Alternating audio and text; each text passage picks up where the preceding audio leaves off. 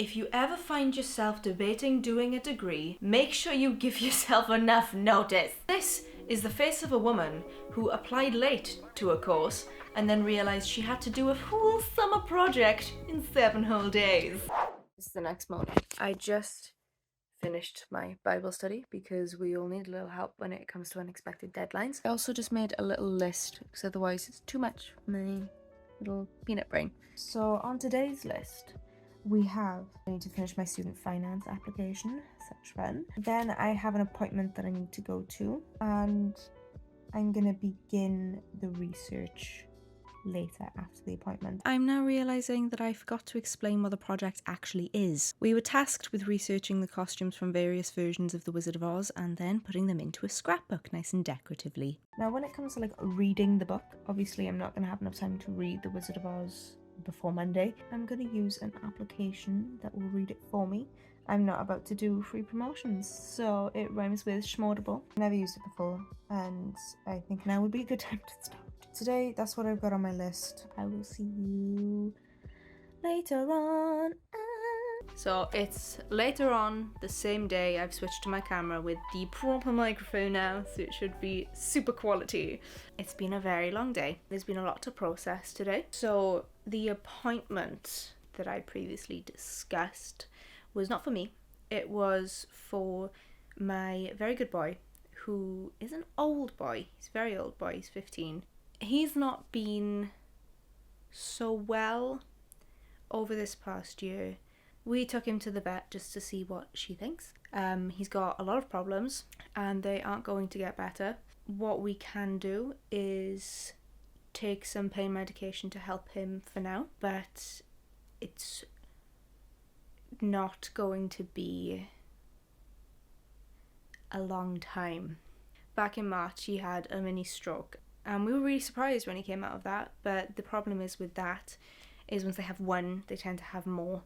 And what we don't want is for the next one to be the thing that does it. We are going to give it a month because that's how much medication we have for him. If the medication doesn't work, she said that might happen. If the medication doesn't work, then it is what it is. In that month, we're going to spend as much time with him as we can. And then he can, I don't know how to word it, and then we can part ways in a much more peaceful way than it would end up being. So it's been a bit of a tough day, but I don't think he would want me to fail my degree before it starts. So I am going to take a sit at my desk. I've got a hot chocolate, I've got some shortbread, and we're going to try and get some work done, and hopefully it's going to be productive. If I can get some pictures done tonight, that would be a huge help. And also I want to set up a schmordable account so that I can start listening to the book. I'll put on some bops and it'll be a fun dandy time. Oh no! My mouse is dead! Everything always goes disastrously wrong when I sit at this computer. Can I just... I think the apple's rolling right to the core. Yes.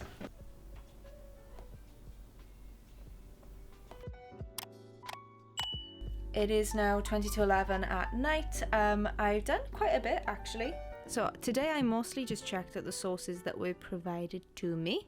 And then I acquired a couple pictures that I thought were relevant. But we have to look at a couple different versions. So I'm thinking I'm going to do obviously the big one, the main one we have to do, that's compulsory. And then I'm also going to look at the 1910s because I'm a history nerd. That's my jam. I love historic fashion. There was also another adaptation in 1925, which I want to see if I can find. And also there was a big deal about it being a musical in 1902. I might look at the first ever Broadway production and then maybe the new Wicked film that's coming out this year. Although this is a mandatory task, I find it very interesting. Most of it, to be honest, I did already know. I knew a lot about the dark secrets. I'm debating talking about the situation in the woods. I probably would have had to have bleeped that out. It was a whole big scandal because when you first meet the Tin Man, there was something in the background that they didn't see that made it into the initial release, and then they took back all those and edited over it to be a bird in the new releases. There's something about The Wizard of Oz anyway that gives me like eerie, creepy vibes, but then when you look into all of the stuff that happened on that set, it makes perfect sense. There was the dude who was hospitalized because of aluminium poisoning. The witch got second-degree burns on her body because of a pyrotechnic incident. There was that thing that I'm talking about, which is very dark. The one that really gets me is the fact that the lion's costume is an actual lion skin. It weighed 90 pounds with padding. I don't know what that is in kilos. LBs into kilograms. Oh, that's heavy. 40.8233 kilograms. That is almost me. He danced in that outfit. Oh, I'm shocked. Looking into like what the other costumes were made out of, the Tin Man's was made out of something that you usually make book covers with. And obviously the Scarecrow's had a lot of padding. He was wearing a rubber mask, which was suffocating him. They were under these insane lights because Technicolor was a new thing. It was very, very, very, very, very, very hot. They were having big problems with exhaustion. The version of The Wizard of Oz I'm watching now, 1910s, is really weird. It's just really strange. If you want to watch it on YouTube, it's on YouTube. My point is, if it's old, it automatically comes off as creepy. I'm probably gonna have nightmares. But that being said, it is a classic and I do have major appreciation for it. One thing I did think was really cool is because of the Technicolor, they had to change Dorothy's blouse from being a white to being actually like a dirty white colour because it was like glowing on the camera. And then when they found the dress 50 years later, because apparently we're missing, I didn't know about that, but I did. When they found the dress 50 years later, it had yellowing, which I know clothes yellow over time anyway, but this is kind of severe yellowing, and I'm wondering if it has to do with the dyes they used. Anyway, I'm gonna go to sleep. I'm gonna go to the shops after work and get the sketchbook I need, as well as some other bits and pieces for some projects. Just realised I have an appointment scheduled tomorrow evening. Okay, no, I'm probably gonna go to the shops, go to my appointment, do a little bit more in the evening. I'm gonna start actually putting things in the sketchbook on Thursday. Yeah. This is a lot to take in before the course starts. It's approximately 3 o'clock and I am exhausted. But nevertheless, so I'm going to pop home, I'm going to get some money, we're going to head down to a stationery shop to get what I need from there. I need to get like some pencils and things, and then I'm going to go to probably Dunelm. I think it says Measuring Square. Mine is like a French curve plus some kind of rectangle, so I don't know if that would count or if I need to get something different. But I'm going to look, and a calculator. I need a calculator, don't let me forget the calculator. I'm gonna get going. We're running out of daylight, so I will see you guys in a minute. I just got back from the shops and I just got changed to go to the gym. But first I wanted to show you what I got all together. They really didn't have much option in the way of sketchbooks. I mean, I'll use this for now. If it turns out that it does have to be plain, I'll just put paper over this and it'll be what it is. I would hate to because it's simply so pretty. I got this little... I forgot a calculator. Don't let me forget the calculator. I got this little Oxford geometry set. You've seen them before. I literally only needed this guy. But they didn't just sell this on its own, of course, so I had to get a set. But you know, it might come in handy, who knows. In the season of autumn, I got these little cinnamon wax melts. I couldn't help myself, and then they were in my basket. So I picked up these fine liners from Tesco's. My list included masking tape. I don't know what this is being used for yet. I have previously used masking tape in sewing to create patterns with. Like, as in you literally put tape all over your body and draw out the pattern and cut it out. I can't imagine we would be doing that at degree level though. And that's everything. So yeah, not super exciting, I know. I'm now gonna head to the gym because I'm trying not to focus too much on work. I tend to abandon health. I'm thinking I should exercise more and eat better food and drink more water and get some sleep. We're gonna start with exercise. I'll see you when I come back and we'll do a little bit more studying. Hello, it's me again, playing 12 was here again. It is 6 o'clock in the evening. I only recently sat down to start studying, and I decided that one of the other versions I wanted to look into was the very first film version, which was the 1910 one. Although the more I'm looking into it, the less information I'm finding. So it turns out though, it wasn't actually the first film inspired by The Wizard of Oz. It's the earliest surviving version we have, but it's thought that in a film production called The Fairy House, they included some clips inspired by The Wizard of Oz. I'm guessing it was kind of like an Into the Woods situation where they did a bunch of different fairy tales in one spoosh. The 1910s was a spin-off of that one which failed. Obviously this is costume related, so I'm trying to find as much information I can about the costume design. But it seems that they didn't really keep record of costume designers back then. They noted like the director and producer and the main cast, but everybody else who was involved for some reason just weren't credited. I don't know if this was common practice or if it's just that it's that old it's been lost. This isn't the first production of The Wizard of Oz. The very first production was in 1902, where they started a stage production of The Wizard of Oz on Broadway, I believe. I think, looking at it, and I think I read it on one of the other articles that I read about the film version in 1910, the costumes in the 1910 film were very closely inspired by the original production, because the film was only 8 years after the stage production, which did very well. So this is a picture taken from the 1902 musical production. If you look, this is Dorothy's dress in that, this is Dorothy's dress in the film. This is the Tin Man in the 1902 musical, and this is him in the film version in 1910. This is also him in the Scarecrow. That is maybe the most horrifying thing I've ever seen in my life. I do wish that I could just find out more, because I want to know who the guy who did the costume design was. Abby wants to know. I've just found more images. How very interesting. Now who is this? Is that supposed to be Dorothy? Why is she wearing no clothes? Where is your petticoat? So I'm going to keep researching. I've decided that I'm going to do the 1910s version, 1939, which is the one that everybody knows with Judy Garland, the first production of Wicked on Broadway, and the Wicked film that is coming out now. I think it makes sense. It's what I'm going with. And the spell of the poppies. Yeah, look. Okay, sorry, I've just seen something cool. I'm jumping down a rabbit hole here. I'm freezing, by the way. It is so cold in here. Who is this? Okay. I don't know if you can see that. She looks like the woman who was wearing no clothes earlier. They look similar. Who is she? I must find out more.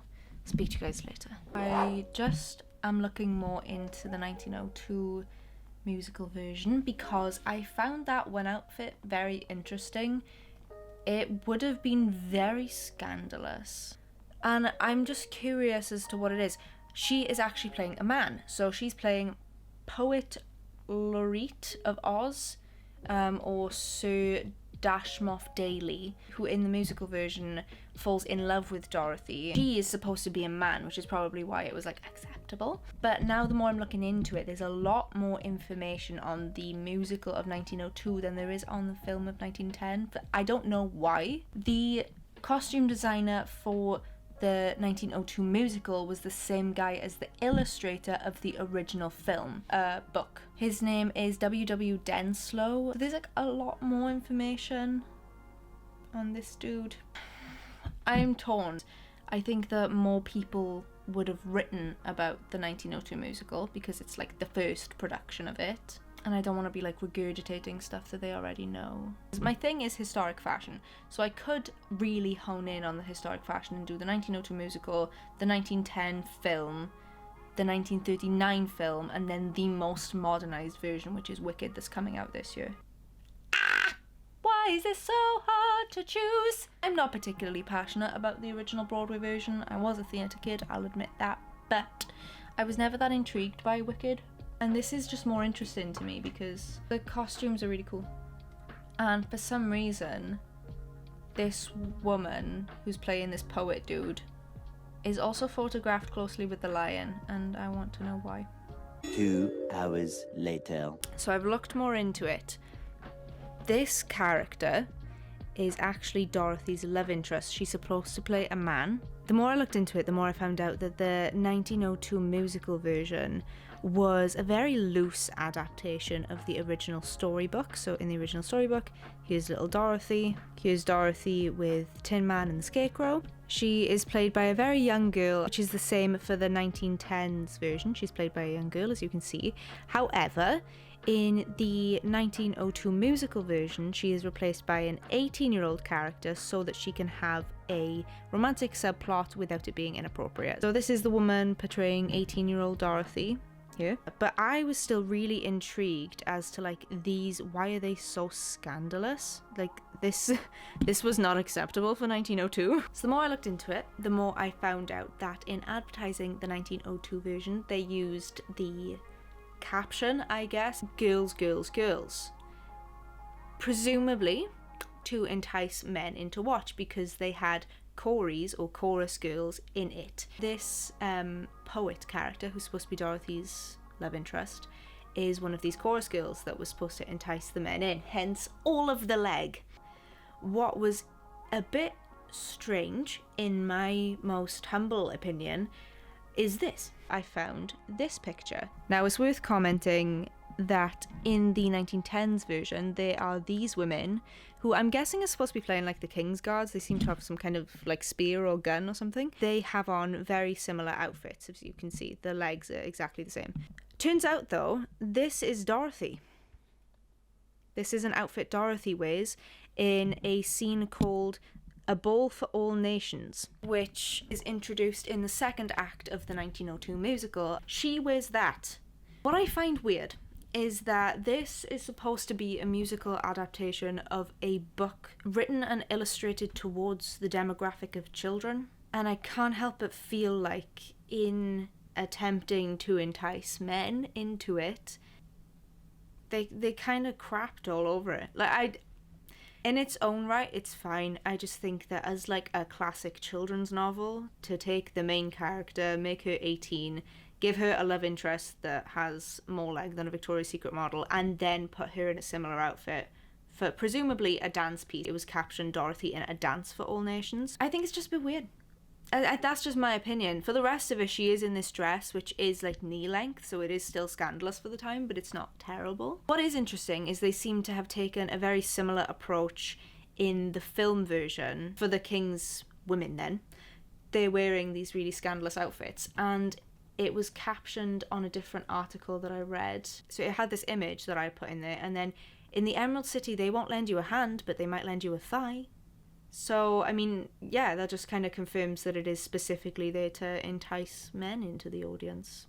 Older men. But then, nowadays, we put adult jokes into kids' TV shows and films in order to, like, you know, entertain the older people. So, I mean, I guess it's kind of like that, except I feel like those jokes are meant to make adults laugh, and I have a feeling that having a woman's legs on display isn't to make the men in the audience laugh. So, I mean, I have my own personal opinions on that.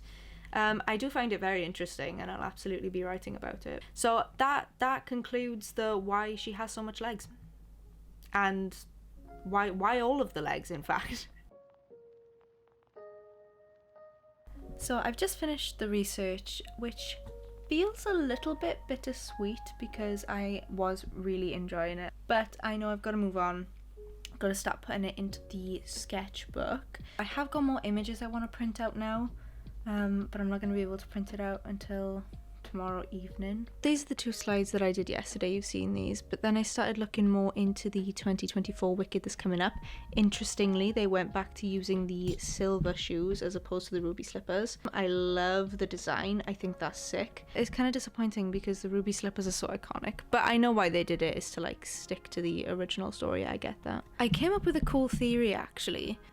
Is it just me, or have they taken heavy inspiration from the 1880s and 90s, but this one and this one here? And then I started to piece it together, and it made perfect sense, because even though the timeline isn't explicit, The Wizard of Oz was written in 1900, so it's safe to assume that it's set in 1900, and Wicked was before The Wizard of Oz. It's the prequel. It doesn't say specifically how long before, but it is speculated that Elphaba is supposed to be 18 to 19 years old. If we assume based off the fashion that this was in the 1880s to 90s, that would make Elphaba roughly 38 years old-ish during The Wizard of Oz, which makes sense because she's described in The Wizard of Oz as an old hag. And the life expectancy for a woman in 1900 was 48, which means that she would have only been 10 years away from death. Now, if we assume nowadays that the average woman dies at like, what, 90? Yeah, 85. So you would see a 75-year-old and think, that's an old woman.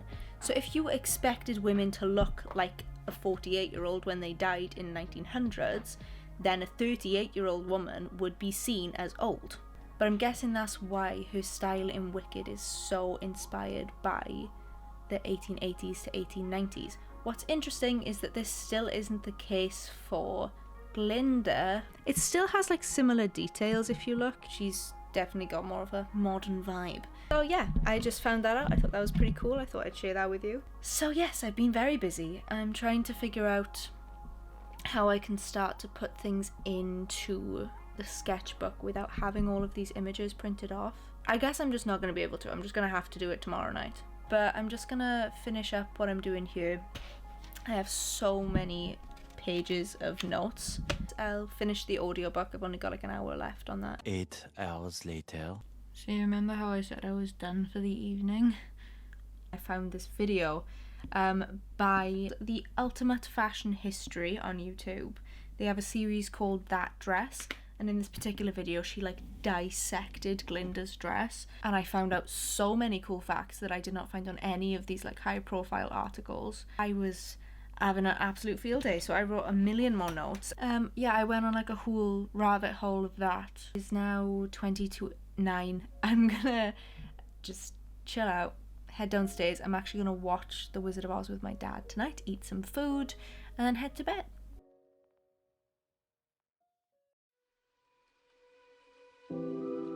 Hello, I am here with my husband. Say hello. Hello. He's making porridge. And the D-Dog. D-Dog. D-Dog. Oh, thank you. It's the day before my first day. I've been trying to do my thing. Turns out to taking a long time. So I'll show you what I've done so far. We open the book. We have this, which is gonna be prettier when I'm finished with it. But it just has like what the story is about. And then we start off with the 1902 stage production. Just got a bunch of information on that. Goes on, that's about Dorothy's costume. My rant about Dorothy's costume. And then this is the poet's costume. And then the lion. This is the Tin Man and the Scarecrow. They share the same because I like this picture. And then my final impressions. But you can see that I slowly started to like put less and less effort into it because I was running out of time. But I've still got to do the 1910 film, the 1939 film, and the Wicked production that's coming out this year. It's 10:30. I need to have a shower before I go to bed and wash my hair. So my plan is to just take this in tomorrow. She knows that I started late anyway. I know all the information, so I'm not going to be any worse off. It's just not in the book. So yeah, that's my situation. I would have thought she'd be a bit lenient because it's the first day. What do you think, Cubby? Okay. The rest? Hello. And I will see you tomorrow at some point. Okay, bye. Say bye. Alright then. Say bye-bye, Dee.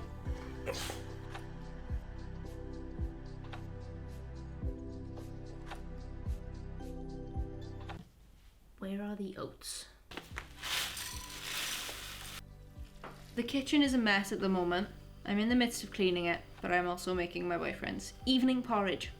So I had my first day at uni today and it was fun. I did arrive 10 minutes late because I missed my exit. As for the sketchbook shenanigans, she was also very chill about that. And I made some new friends. So we started off the day just by doing like, you know, this is where you go if you need help with this problem. If you can't log in, this is where you go for this. And they, you know, give out the handouts and explain to you where everything is. Then we went on a little break And then after our break, she walked us through our timetable for the whole year. Oh yeah, and then she took us through like the course and what we'd be learning this year, which is really exciting. Okay, I think that's good. Gotta cut up some grapes. Oh, make the porridge, Cinderella. Give me honey, Cinderella. Look at that. Monster. A smooth criminal. Ba-da-ba-da-ba-dum-bum, ba-ba-dum-bum, ba-ba-dum-bum. Do you want some squash? I'd love some squash. Okay, you gotta keep him entertained though while I get the squash. This is Big Porridge Bowl and Mukbang. Oh no, please. My new books came today. Got 5 new books. I have 4 for myself. 4 for myself.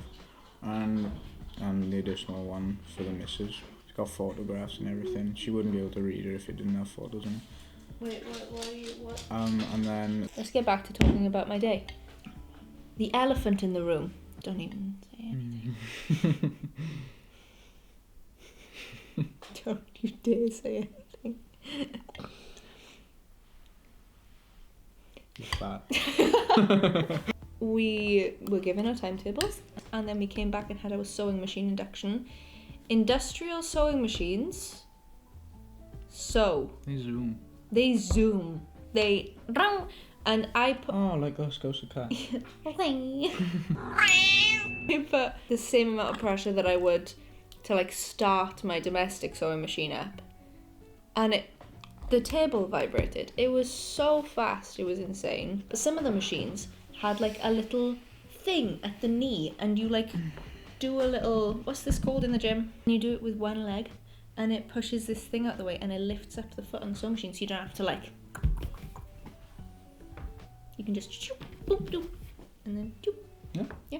And we practice on some pieces of paper first, with no thread, just to get used to sewing in like certain directions. They had lines, some were straight, some were wibbly. And then we tried out some fabric, and then we made a seam, and then we used the overlocker. I was doing battle with my sewing machine because mine was not like everybody else's, and I was trying to work it out as I went along. So this is my fail. I kept doing weird things on me, and then I figured it out. This is the success. You gotta show the people. Do you want me to? Yes. That's the correct way. It's good. That's what I got up to with my day. Good job. Thanks. Good night, Dad. What's the porridge? I watched the porridge. No, what's that bit porridge? Oh, okay, then never mind. Between the last. This isn't the happiest note to end on, but I think it was probably anticipated by a lot of you. We tried Scoot on the medication. He started to deteriorate on the medication. It seemed to aggravate his liver in some way, and so then Scoot ended up going to sleep on the 23rd of September 2024. I can't tell you when his birthday was because we didn't have him from a pup. We had him from the RSPCA when he was 18 months old. You'll see a little Abby in these pictures. I was very young. I was 7 years old when we had him. He was honestly not always a good boy. When we first had him, he was really difficult. We don't know what his previous home was like. And he had little quirks. He wouldn't come into the room if you had a hot drink. He was terrified of walking sticks, and he took that one to the end of his days. He hates walking sticks. He didn't like people touching each other either, which did get better as he got older. When we first had him, he didn't like anybody doing hugs or tickling, nothing like that. Used to really bug him. He was a little basket case. But Scoots always had a real soft spot for me, and I think it's because when we had him, I was the 7-year-old little girl and I didn't pose any threat to him at all. I always used to make jokes that the hierarchy in our house went like my dad, my mum, my sister, my brother, Scoots, me, because I posed zero threat. I was such a baby. And he didn't like much affection, really. He liked being petted and making a fuss of. He liked to play, but he never really liked cooches. He didn't like to be cuddled. But for some reason, whenever I needed to cuddle him, he was completely okay with it, and he very rarely put up a fight. I think it's because he just always, throughout my life, even as I grew up, just saw me as this little sister of his that he just wanted to protect, and that was fine. He loved socks. He regularly would steal socks and he looked very cute every time he did. He loved the forest, loved all the smells. He would try and chase rabbits, would never end well. They were much too smart for him. Yeah, he was a pain in the bum and I loved him so much. He was always such a sassy dog. So much sass in this dog, my goodness. He always had to have the last word. He was very chatty. I can see you. If my dad told him off, there was back and forth growling. Not from my dad, from the dog. You being a good boy? He always had to have the last say. He had to put the last growl in every time. But above all, my goodness, could that boy bark. Oh my gosh. When we got him, my mum said, we can train him out of it, it's fine. No, you can't. No, you can't. We tried everything. He would bark at anything. Anybody walking outside, if a car passed by, he would bark. If you stood up to leave the room, he would bark. If you touched somebody else in the house, he'd bark at you. Oh my gosh, he was a noisy, noisy boy, and it was loud. It would pierce your eardrums. But despite all of his little quirks and, let's be honest, annoying habits, we all have them, I loved him so much. So much. And you don't realise until you have to say goodbye to them just how much. But the thing that I found the hardest to come to terms with was realising that I could no longer say I had a dog anymore. Like if anybody ever asked me, oh, do you have any pets? I wouldn't be able to say, oh yeah, I have a dog and his name's Scooter, and I wouldn't be able to say that anymore. Wherever he is, he's much better off than he was here. But I just wanted to put this little bit at the end of the video to kind of commemorate his life, to almost like a little memorial. And it's nice because anybody who's known me since I was in primary school probably met him at some point. And even if you never got to know him, you get to know him in this clip. Oh, the sun's gone. And I'm not here anymore. This guy shows up a couple of times and I promised him that I would take good care of this guy, so he's not going anywhere. Anyway, so thank you for sticking around this part if you did, and I hope that you got a sense of who he was. Thank you all for watching, and I'll see you in the next video. Bye.